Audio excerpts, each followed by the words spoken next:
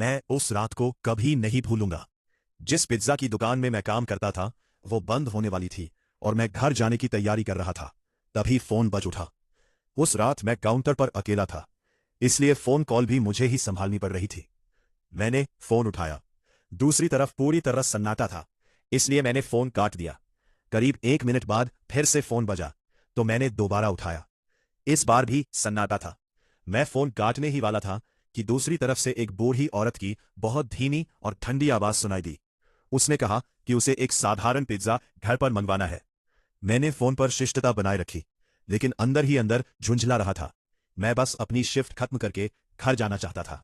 मैंने अपने बॉस को आवाज लगाकर बताया कि किसी ने डिलीवरी ऑर्डर किया है। उसने कहा कि डिलीवरी मुझे ही करनी पड़ेगी। शुरुआत में मैं परेशान हुआ, लेकिन फिर सोचा कि इससे एक और टिप मिल जाएगी, और आमतौर पर बुजुर्ग लोग अच्छी टिप देते हैं, इसलिए मैंने हामी भर दी।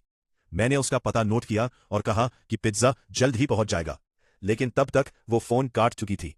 मुझे ये थोड़ा रूखा लगा, लेकिन मैंने ध्यान नहीं दिया और शेफ को एक रेगुलर पिज्जा बनाने के लिए कह दिया। मेरे बॉस ने कहा कि डिलीवरी के बाद मैं सीधे घर चला जाऊं, क्योंकि दुकान बंद हो जाएगी। करीब रात के 10 बजे मैं अपनी कार में बैठा और पता जीपीएस में डाल दिया। वो घर लगभग 7 मील दूर था। जीपीएस मुझे शहर के एक शांत हिस्से में ले गया। मैं उस घर के सामने पहुंचा। वो एक छोटा सा 1 मंजिला घर था, जो एक बेहद सुनसान और शांत गली में स्थित था। मैं पिज्जा लेकर दरवाजे तक गया और घंटी बजाई। घर के अंदर कोई रोशनी नहीं थी। मुझे उम्मीद थी कि कहीं उसने गलत पता तो नहीं दे दिया। मैंने दोबारा घंटी बजाई, लेकिन फिर भी कोई जवाब नहीं मिला। मैं लौटने ही वाला था कि अचानक मेरी नजर खिड़की पर पड़ी। वहां कोई खड़ा था।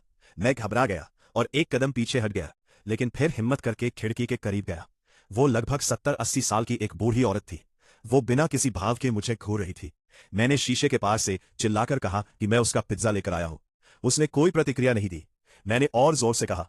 अचानक उसके चेहरे पर एक बड़ी मुस्कान फैल गई, लेकिन वो कोई सामान्य या खुशहाल मुस्कान नहीं थी। वो ऐसी मुस्कान थी जिसने मेरी रीढ़ में सिहरन दौड़ा दी।